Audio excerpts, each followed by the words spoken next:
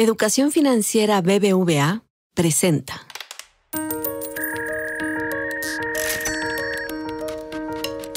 Peras y manzanas, con Valeria Moy.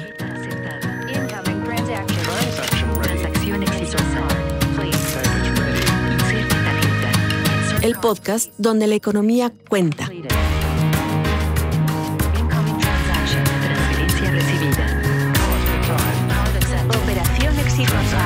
Transferencia lista.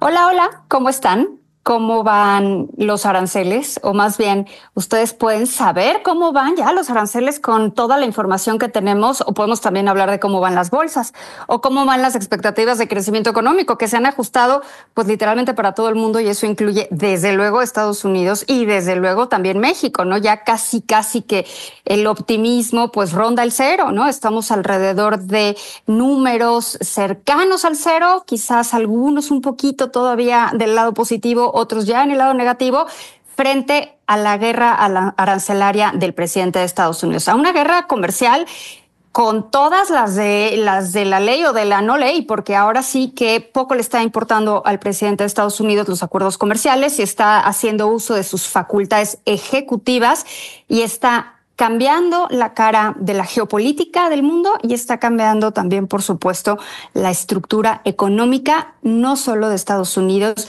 sino también de países muy integrados con Estados Unidos como México. Entonces, en ese sentido, me parece que es importante hacer una especie de recapitulación de por dónde estamos, por dónde va el tema arancelario, sabiendo que esto puede cambiar en cualquier momento. Esto puede decidirse otra cosa mañana o pasado, puede romper el acuerdo comercial, que por el momento se ha respetado algo, puede poner más aranceles, puede quitar los aranceles, puede Europa poner otro tipo de medidas compensatorias. Es decir, no sabemos exactamente cómo se van a acabar de mover estas piezas, pero lo que es un hecho es que las piezas se están moviendo y el costo en la construcción, más bien la destrucción de capital, la destrucción de riqueza que se ha visto en una semana ha sido impresionante. Entonces vamos a empezar casi que por el principio, ¿no?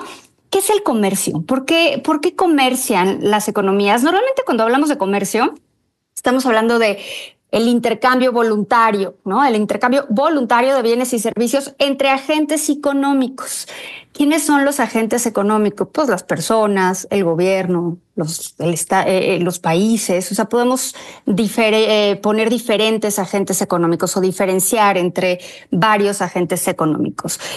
Cuando hablamos de comercio, normalmente hablamos del comercio entre países o entre naciones, o quizás a veces entre regiones. Típicamente, o sea, cuando estamos hablando de si un estado le compra a otro estado, no hablamos necesariamente de comercio, o podríamos decir comercio interno, pero hay como cierta idea cuando se usa el término comercio que estamos haciendo referencia a comercio exterior. Estamos hablando de la relación de un país con otro país, o de una nación con otra nación. Ahora, normalmente hablamos de libre comercio. ¿Qué es el libre comercio? Bueno, el libre comercio es la idea, en teoría, ¿no? Es la eliminación de las restricciones para el comercio entre países. Es que no haya ninguna restricción. La verdad es que ningún comercio es libre. Le ponemos la palabra libre, pero ninguna relación comercial entre ninguna economía es absolutamente libre. Siempre hay barreras a ese comercio. Las barreras típicamente son las barreras naturales, que es la geografía, y las barreras artificiales, que esas nos las vamos inventando. Las barreras artificiales podemos ir haciendo diferentes ajustes. Por ejemplo, podemos ponerle una barrera vía cantidad, lo que normalmente conocemos como cuotas, es decir, no pueden entrar a México más de X toneladas de maíz de, no sé, Brasil. Eso es una cuota. O podemos también ponerle otra barrera que sea vía precio. Es decir, si entra maíz de Brasil, siguiendo con el mismo ejemplo, le vamos a cobrar un impuesto de, no sé, 10%, 12%, 20%. A eso le llamamos aranceles. Y podemos combinar cuotas con aranceles, y entonces todo es posible a la hora de poner barreras al comercio. No estoy diciendo que queramos poner barreras al comercio, pero sí quiero acotar que cuando hablamos de libre comercio, pues no necesariamente es tan libre como quizás nos gustaría o quizás se lee en un libro de texto, ¿no? Ahora, a partir de esas barreras que se van poniendo, pues se forjan los acuerdos comerciales. Los acuerdos comerciales han sido, en el caso de México, muy importantes. México en 1986 se adhiere al GATT, al Acuerdo General de Aranceles y Comercios. Poco a poco va integrándose más, y sí es poco a poco, a una economía regional. Y en 1994 empieza el Tratado de Libre Comercio de América del Norte, el TELECAN, y ahí yo creo que se marca pues una senda muy clara en la integración comercial de México con Estados Unidos y Canadá. Y bueno, ya después tenemos otro tipo de acuerdos y el TEMEC, que pues básicamente es como una iteración del TELECAN, o sea, el TEMEC que se firmó en 2020 es de alguna manera el TELECAN de 1994. Pues algunos dicen que modernizado, otros dicen que actualizado, otros dicen que más restrictivo. No lo sé, como ustedes lo quieran ver, pero está basado en lo que se acordó en el acuerdo comercial, en el Acuerdo de Libre Comercio de América del Norte entre México, Estados Unidos y Canadá. Hoy por hoy México tiene 14 acuerdos comerciales con más de 50 países y tenemos muchísimos socios comerciales. Pero, y aquí viene el gran pero, que no sé si es pero, es simplemente reconocer la realidad, ¿no? La realidad es que gran parte de nuestro comercio es con Estados Unidos. 80%, más del 80% de lo que nosotros exportamos se va a Estados Unidos. No me sorprende y creo que no le debería de sorprender a nadie. ¿Pero por qué es importante decir esto? Pues porque el juego no es recíproco. Es decir, estamos comparando o estamos hablando de una integración o de una relación entre dos economías, en este caso México y Estados Unidos, que sí tienen tamaños distintos, que sí tienen estructuras distintas y que además tienen una composición en lo que a comercio se refiere completamente distinta. Para nosotros, Estados Unidos es mucho más importante de lo que para Estados Unidos es México. Y no estoy diciendo que no sea importante, simplemente estoy diciendo que el juego no es recíproco. Creo que es muy importante México en Estados Unidos, pero el juego no es recíproco. Ahora, dentro de estas barreras que mencionábamos hace un momento, barreras artificiales que se pueden poner, pues puede haber, ya dijimos, pueden ser vía precio o vía cantidad, pero puede haber bajo los argumentos que ustedes quieran, ¿no? Que ustedes gusten y manden. Hay argumentos de defender cierta industria nacional y decir, bueno, en México el petróleo es nuestro y de nadie más y nosotros nos lo quedamos y no lo comerciamos y quien va a regir esas relaciones es el Estado. Esa es una decisión. O podemos tomar otro tipo de medidas, como pues vamos a pensar que el tequila tiene una denominación de origen y por ende cualquier cosa que se produzca parecido al tequila que no esté producido en la región que corresponde a tequila, pues no puede comerciarse bajo esa marca. Al final del día, las denominaciones de origen también son herramientas proteccionistas y no estoy usando proteccionismo con una connotación. La connotación, cada quien póngasela, ¿no?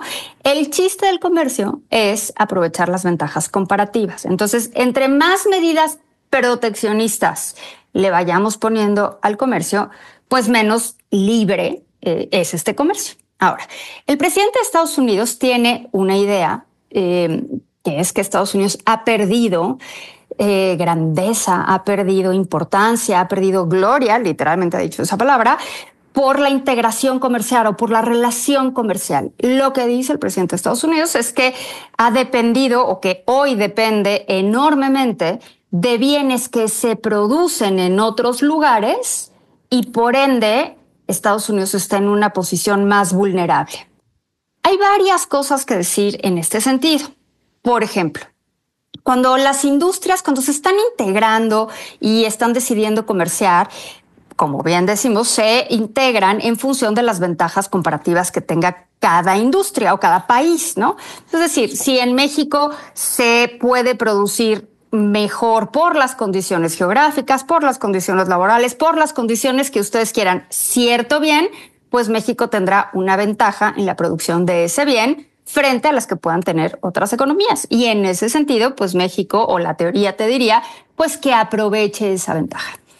En los acuerdos comerciales que ha firmado Estados Unidos a lo largo de los años, y no estoy hablando únicamente del acuerdo comercial con México, estas ventajas han dado paso a que Estados Unidos se enfoque en ciertas industrias o sectores de más valor agregado y libere, por decirlo de alguna manera, recursos de producir o de la producción de otros bienes y servicios en los que no agregaba tanto valor.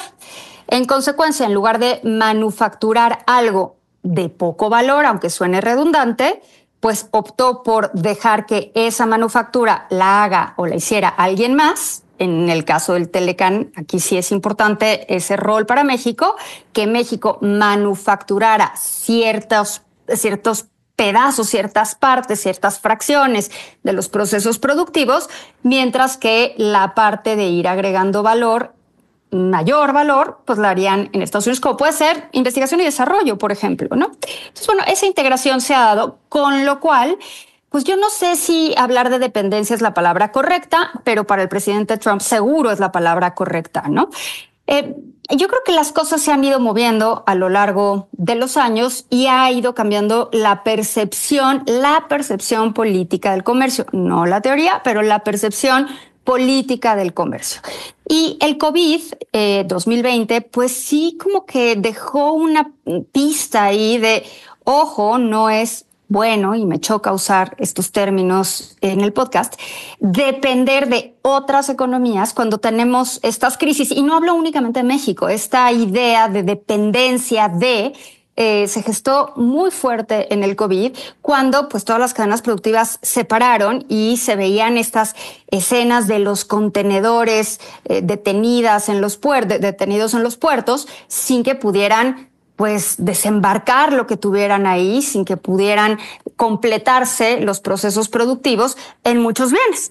Y eso, por supuesto, que puso en una situación de vulnerabilidad a varias economías, y creo que todos lo vimos o lo vivimos en mayor o menor medida ese año. Al haber sucedido esto, sí cambia un poco la geopolítica de la materia comercial en sí misma. Y el presidente Trump, pues ahora que llega a este segundo mandato, muy empoderado y con muchas ganas de cambiar las cosas, yo no sé si para bien, pero de cambiar las cosas, pues se le ocurre esta idea de Estados Unidos depende de los demás demasiado y Estados Unidos ha sido demasiado generoso con los demás y en consecuencia les vamos a cobrar. Y les vamos a cobrar con aranceles que pueden ser aranceles recíprocos, como los anunciados la semana pasada, o que pueden ser específicos, como los de la industria automotriz, o que pueden ser generales, como el 10% que decidió poner absolutamente todo. O sea, es decir, en términos de posibilidades, hay muchísimas posibilidades. Entonces, ¿qué anunció Trump la semana pasada con los aranceles? Bueno, lo que nos dijo es, de entrada va a haber un impuesto, un arancel general a todo lo que venga, lo que entre a Estados Unidos del resto del mundo, a todo. Entonces, lo que entre a Estados Unidos del resto del mundo, lo que sea, va a tener un arancel del 10%. Muy bien. Eso quiere decir que si tú le vendes lo que sea, pensemos en, no sé, un vino francés a Estados Unidos, si tú eres un productor, evidentemente, de vino francés y lo vendes a Estados Unidos, Estados Unidos, no es que lo pague Francia, Estados Unidos, al recibir ese vino, le pone un impuesto, que es un arancel, que al final del día se traducirá en mayor o menor medida en el precio de esa botella de vino. Según el presidente Trump, el consumidor en Estados Unidos, al ver que sube el precio de esa botella de vino, eventualmente optará por consumir vino de Estados Unidos. Entonces, bueno, de entrada ya tenemos este arancel general de 10%, del cual es muy importante decir que México y Canadá se libraron. Ni México ni Canadá están en esa lista de los aranceles generales que aplican para todos los demás. Entonces, México no está ahí. Luego, aranceles recíprocos. ¿Qué son los aranceles recíprocos? En teoría, los aranceles recíprocos es, pues como su nombre lo indica, es poner un impuesto igual en tasa al que le pone otra industria al bien que recibe. Por ejemplo, si, no sé, Vietnam le pone un impuesto de 15% al queso que viene de Estados Unidos, lo que el presidente Trump estaría anunciando es que Estados Unidos le pondría un impuesto del 15% al queso proveniente de Vietnam, por ejemplo, en este ejemplo muy sencillo. Bueno, eso no fue lo que hizo el presidente Trump.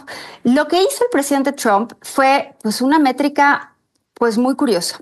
Lo que tomó es el déficit comercial que tiene Estados Unidos con cada economía. ¿Qué es el déficit comercial? Recordatorio, el déficit comercial son las exportaciones menos las importaciones. Entonces, el déficit comercial, y lo dividió entre dos, ¿no? De alguna manera así como, bueno, y les hago un descuento y esa es la tarifa. Ese es el impuesto, el arancel que le está poniendo a las demás economías. Todos han visto pasar esas tablas donde nos hablan del arancel que le va a tocar a Camboya y el arancel que le va a tocar a India y el arancel. En realidad, si fueran aranceles recíprocos, sería bien por bien. Pero bueno, no fue lo que se hizo, se puso otra cosa que el presidente Trump está llamando recíprocos. No son recíprocos, pero no importa. Ahora, en el caso de México, no hay estos aranceles recíprocos, pues no aplicaban porque tenemos un acuerdo comercial. Entonces, en la gran mayoría de los casos, el arancel es cero. Entonces, pues no tiene mucho sentido decir, bueno, y le voy a poner a México un arancel de cero, respondiendo al arancel de cero, porque ya tenemos un acuerdo de libre comercio. Entonces, los recíprocos no eran gran tema para México, pero sí eran y son y seguirán siendo un tema pues para el resto del mundo, porque sin duda las reglas están cambiando y están cambiando de forma muy importante. Entonces, pone estos aranceles. Luego pone otros aranceles, ¿no? Estos aranceles, los recíprocos, que les digo que no son tan recíprocos, entran en vigor el 9 de abril, ¿no? Ahora, los del 10% ya entraron en vigor y además hay otros impuestos, otros aranceles. 25% al acero y al aluminio. Este está vigente desde el 12 de marzo, es decir, todo el acero y el aluminio que entre a Estados Unidos tiene que pagar un 25%. Ojo, no lo paga el país del que se manda, lo paga el país que recibe, es decir, Estados Unidos. Ahora, este arancel de 25% al acero y al aluminio está también en México, o sea, está también a México y a Canadá. Ojo, a la hora de poner el impuesto o el arancel al acero y al aluminio, mucha gente dijo, es que es igualito al que nos puso en el 2018. No, no es igualito. Este es más amplio. Incluye muchísimas más fracciones arancelarias, incluye más bienes todavía, ¿no? Bueno, otro impuesto. Tenemos un impuesto de 25% a vehículos ensamblados, pero no queda muy claro porque el TEMEC está exento. Entonces, eso todavía no lo entendemos muy bien. Otro arancel, ¿no? El 25% general a México y Canadá, que está suspendido, o sea, está en vigor, pero suspendido. Y entonces me van a decir, oye, ¿qué quiere decir eso? Bueno, lo que hizo el presidente de Estados Unidos, es decir, este 25% general a México y Canadá, ¿no? Generales a todos los bienes que vengan de México y Canadá, los voy a poner ahí hasta que México y Canadá no hagan cosas para mostrar su interés en mejorar la seguridad y el tráfico o el tránsito de drogas de estos países hacia Estados Unidos. Y luego suspendió un pedazo de ese impuesto, o más bien un pedazo a los productos a los que aplica ese impuesto. Es decir, lo que dijo el presidente de Estados Unidos es, los productos que cumplan con las reglas de origen establecidas en el TEMEC no pagan este 25%. Y uno diría, bueno, pues se quedan las cosas como están. Ojo, por ahí del 50% de lo que México le manda a Estados Unidos entra bajo las reglas del TEMEC, ¿no? Más o menos el 50%. Y la pregunta que se vuelve interesante es, ¿cómo? ¿Y por qué no es el 100%, no? ¿Y por qué el otro 50% no cumple? Pues porque el otro 50% tenía arancel muy bajo o en algunos casos arancel cero. Entonces, déjenme usar este ejemplo muy sencillo. Si yo te digo, mira, para pasar la caseta te la doy gratis. Es más, no tienes que pagar la caseta. El precio de la caseta de la Ciudad de México a Cuernavaca es cero. Muy bien, gracias. Y luego hay otra opción que es, si tú quieres que la caseta de México a Cuernavaca sea cero, tienes que cumplir todos estos requisitos. Pues la respuesta inicial es, ¿por qué voy a cumplir todos los requisitos si de cualquier manera ya me dijiste que no los tenía que cumplir? O sea, que es cero, porque el precio es cero. Bueno, pues si teníamos un arancel o si los productos que se enviaban a Estados Unidos tenían un arancel cero, independientemente de que cumplieran o no los requisitos establecidos en el TEMEC, pues ¿por qué los cumplirían? Pero eso ya cambió. Entonces el presidente Trump dice, bueno, los que no lo cumplan, ahora van a tener un arancel de 25%. ¿Qué van a hacer esas empresas o las empresas que producen esos bienes? Pues rápidamente apegarse a las reglas del TEMEC. Así que bueno, hay muchísimos temas comerciales ahorita, muchísimos aranceles, pero todo esto puede cambiar en cualquier momento. ¿Cuál ha sido el resultado de estos aranceles? Pues no únicamente medidas compensatorias, hay economías como la China, por ejemplo, que ya respondió con aranceles en la misma magnitud, y esto solo va a terminar en mayor inflación y una amenaza de recesión mucho más cercana para Estados Unidos. Y bueno, pues evidentemente un desplome en las principales bolsas de valores. Estamos viendo datos impresionantes de caídas en bolsas hasta el 2 de abril con los datos del cierre del mercado. El Dow Jones, por ejemplo, el Standard & Poor's había caído 16%, el New York Stock Exchange 10%, el Nasdaq 11%. O sea, estamos viendo caídas muy impresionantes en las bolsas de valores, y esto sin contar las bolsas europeas, ¿no? La bolsa francesa 12% de caída, Alemania 11%, el Nikkei de Japón 13%, el Topix de Japón 14%, China 8%. Estamos viendo una destrucción de valor impresionante que sí evidentemente está relacionada no con los aranceles en sí mismos, sino con una perspectiva más alta de recesión, de mayores precios y de, por supuesto, menos mercados para las empresas que cotizan en esas bolsas. Así que momentos muy enredados, momentos complicados en materia comercial y en materia económica, que evidentemente habrá que seguir viendo qué sucede día tras día y cómo responden las demás economías o todas las economías del mundo a lo que el presidente de Estados Unidos está diciendo, pues casi que hora por hora. Muchísimas gracias por escucharnos. Nos seguimos escuchando. Educación Financiera BBVA presentó